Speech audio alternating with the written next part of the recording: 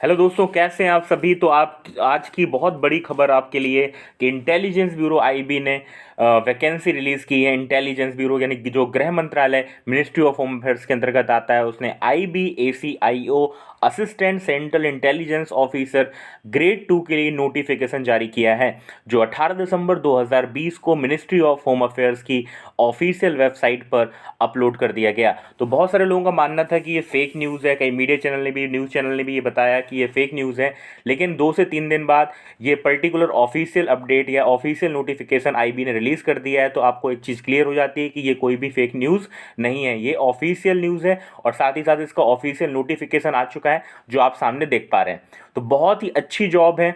और सबसे जो अच्छी बात यह है कि एसएससी, सीएचएसएल, सीजीएल और साथ ही साथ जो स्टेट लेवल और व्यापम या सेंट्रल लेवल की तैयारी कर रहे हैं, तो उनके लिए बहुत अच्छा मौका है, क्योंकि इसमें कुछ नया उन्हें पढ़ने की कोई भी आवश्यकता नहीं है। वो वही चीज़ें जो ऑलरेडी वो पढ़ चुके हैं, उसी को उन्हें केवल और केवल रिवीजन सेशन में लाना और प्रैक्टिस करनी है।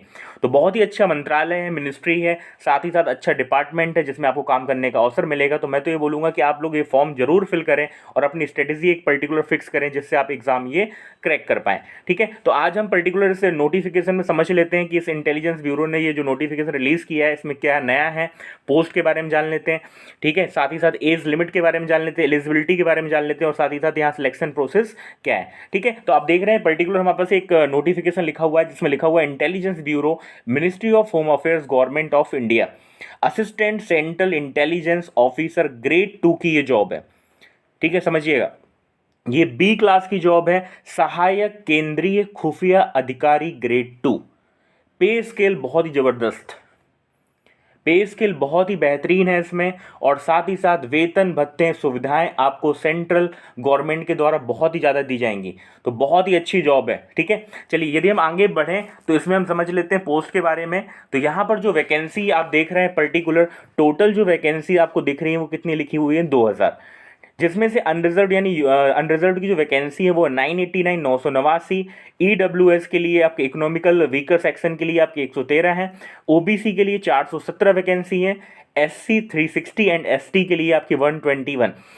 तो ओवरऑल यदि हम बात करें तो ओवरऑल 2000 वैकेंसी, यहाँ पर पर्टिकुलर उन्होंने फीमेल की वैकेंसी यहाँ पर रिलीज नहीं की, ना दिखाया है। तो ओवरऑल इसी में आपकी फीमेल की वैकेंसी जो कि ओपन नहीं की गई है। तो टोटल वैकेंसी आपकी 2000 है, जो कि बहुत ज़्यादा है। क्योंकि कभी आप देखते होंगे जनरली जो सेंट्रल गवर्नमेंट या आईबी में वैकेंसी निकलती थी वो 100, 120, 150 मैक्सिमम, तो अपन उसको बोल सकते हैं कि हाँ ये बहुत कम वैकेंसी है। लेकिन 2000 वैकेंसी मुझे ऐसा लगता है कि ACIO पोस्ट के लिए बहुत ही ज़्यादा है। तो 2000 वैकेंसी बहुत ही अच्छी खासी है, आप प्रिपरेशन अच्छे से कंटिन्यू कर सकते हैं। ठीक है, तो 7वां वेतन आयोग के साथ में आपको सैलरी मिल पानी है। इसमें पे स्केल आप देख सकते हैं 44,900 से 1,42,400। पे स्केल बहुत ही जबरदस्त, यानी आपकी स्टार्टिंग जो लेवल सैलरी होगी वो 70,000 प्लस होने वाली है सब कुछ मिलाकर। तो बहुत अच्छा है ये। चलिए हम आगे बढ़ लेते हैं और इसकी जानकारी हम देख लेते हैं। तो एज लिमिट की बात कर लें, जो सबसे इंपॉर्टेंट है वो ये कि एज लिमिट जो इसमें दी गई है वो 18 से 27 वर्ष, यानी 18 से 27 वर्ष की आयु के कोई भी आपका एस्पिरेंट्स स्टूडेंट ये फॉर्म फिल कर सकता है, और साथ ही साथ उसका ग्रेजुएशन कंप्लीट होना चाहिए। समझिएगा, यानी एलिजिबिलिटी की बात करें तो किसी भी मान्यता प्राप्त विश्वविद्यालय से स्नातक यानी ग्रेजुएशन की डिग्री, और साथ ही में उसे कंप्यूटर का नॉलेज होना चाहिए। कंप्यूटर का बेसिक नॉलेज, ऐसा कोई सर्टिफिकेट की कोई रिक्वायरमेंट नहीं है, आपको बेसिक नॉलेज होना चाहिए। ठीक है, तो 18 से 27 पर्टिकुलर एज लिमिट है। लेकिन हम यदि SC ST की बात करें तो यहाँ पर वो भी समझ लेते हैं। तो OBC के लिए यहाँ पर आपको OBC के लिए 3 साल का एज रिलैक्सेशन मिल रहा है, जबकि आपका SC ST के लिए कितना मिल रहा है, 5 साल का। ठीक है, चलिए आगे बढ़ लेते हैं और समझ लेते हैं इसके बारे में और क्या दिया हुआ डिटेल्स में।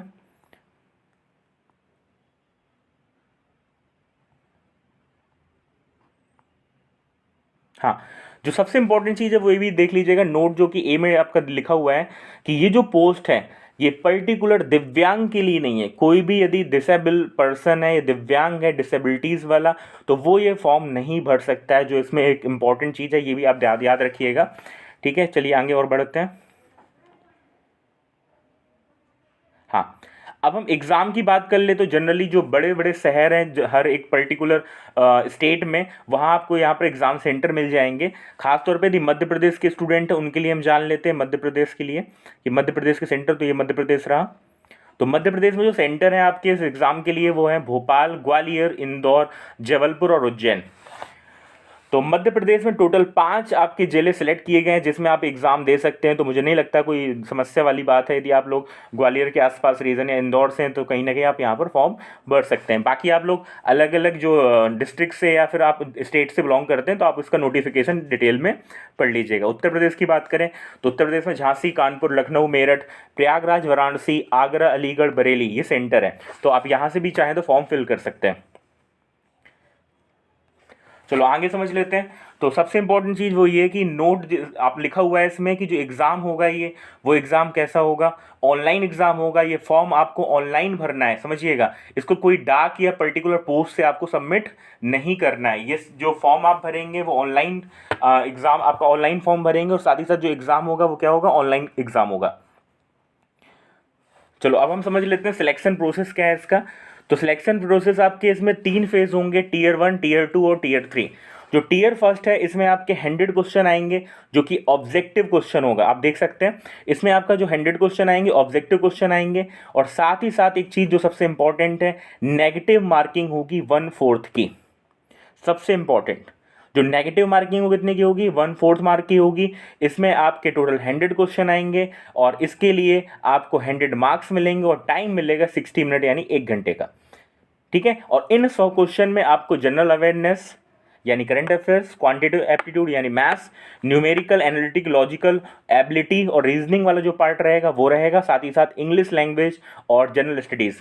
तो हम ये बोल सकते हैं 2020 के 5 सेक्शन अपन बोल सकते हैं, जनरल अवेयरनेस, क्वांट और रीजनिंग, इंग्लिश और जनरल स्टडीज़। तो आपके 2020 के 5 सेक्शन जनरली इसमें रहेंगे जिसके लिए आपको 1 घंटे का समय मिलेगा और 1/4 आपकी रहेगी नेगेटिव मार्किंग।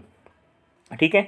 चलिए फिर इसके बाद हम बात करेंगे इसका टीयर सेकेंड यानी सेकेंड फेज होगा जो कि डिस्क्रिप्टिव टाइप पेपर होगा, जो आपको 50 नंबर का पर्टिकुलर डिस्क्रिप्टिव पेपर होगा जिसमें आपको टाइम मिलेगा 1 घंटे का और मार्क्स करेंगे कितने, 50। जिसमें आपका जो ऐसे राइटिंग रहेगा वो रहेगा 30 नंबर का और इंग्लिश कंप्रेंसिव के साथ साथ इंग्लिश कंप्रेंशन के साथ साथ आपका लेटर राइटिंग रहेगा जो रहेगा 20 नंबर का।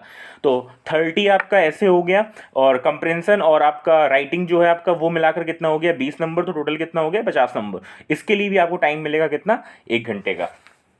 और इसके बाद यदि आपने टीयर 2 पर्टिकुलर क्वालिफाई किया हुआ है तो आप पहुंचेंगे टीयर 3 यानी इंटरव्यू में। और जो इसका इंटरव्यू होगा वो होगा आपका 100 मार्क्स का, जिसमें साइकोमेट्रिक और साथ ही साथ एप्टीट्यूड टेस्ट भी शामिल किया जाएगा। ठीक है। तो ये तो बात हो गई सिलेक्शन प्रोसेस की। आगे बढ़ लेते हैं।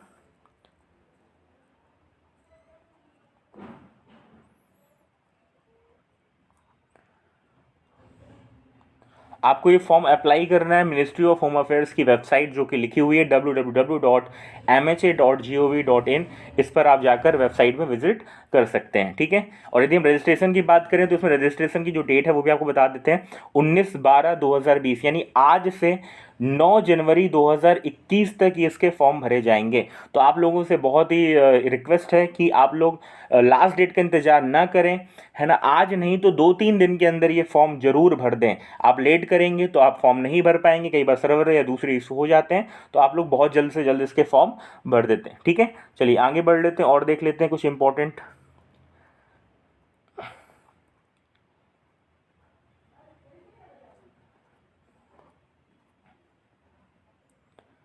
हाँ, एग्जामिनेशन फीस की बात कर लें तो आप देख रहे हैं इसमें जो लिखा हुआ है, it is the 2 components examination fee 100 and recruitment processing charge 500 which is required to be paid as under.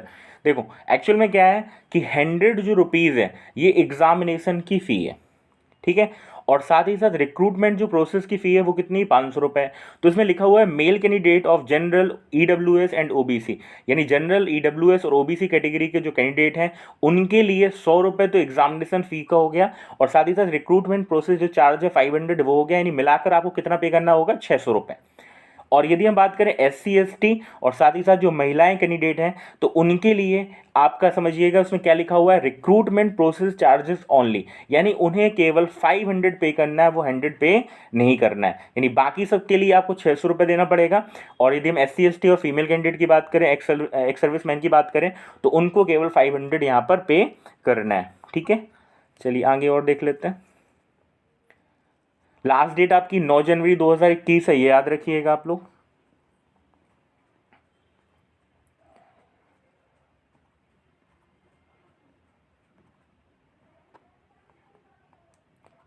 हाँ, तो पहली चीज़ जो मैं आपको थोड़ा और इसके बारे में बता देता हूँ, इन्फॉर्मेशन दे देते हैं। तो सबसे पहले ये कि बहुत अच्छी जॉब है ये, आप लोग इसका फॉर्म बहुत जल्द से जल्द भर दें, वैकेंसी बहुत ज़्यादा है। ठीक है, इसके अलावा इस नोटिफिकेशन में कुछ ऐसा नया नहीं है जिसको हमें समझना या पढ़ना है। बाकी सारी इन्फॉर्मेशन फॉर्म से रिगार्डिंग आपको दी गई है। तो मेरा कहने का मतलब ये है कि आप ये फॉर्म जरूर भर दीजिएगा। इसमें 100 क्वेश्चन आएंगे, कुछ ज़्यादा आपका पर्टिकुलर डिफिकल्ट पार्ट नहीं है। जनरल अवेयरनेस, आपका जो करंट अफेयर्स है, 1 साल से 1.5 साल की जो न्यूज़ है, करंट न्यूज़ हैं, साथ ही साथ आपके इवेंट्स हैं, हिस्ट्री, इकोनॉमिक्स और पॉलिटी से संबंधित मिसलेनियस स्टैटिक जीके के जो क्वेश्चन है वो आपके जीएस वाले पार्ट में काउंट हो जाएंगे। क्वांट जो आपका है वो पर्टिकुलर एसएससी लेवल का आएगा, जो व्यापम लेवल के जो क्वेश्चन है अरिथमेटिक के, वो क्वेश्चन आपको देखने को मिलेंगे। हम रीजनिंग की बात करें तो एसएससी और जो व्यापम का रीजनिंग है वही अपन को पढ़ना है, कुछ भी नया यहाँ पर पढ़ने की आवश्यकता नहीं है।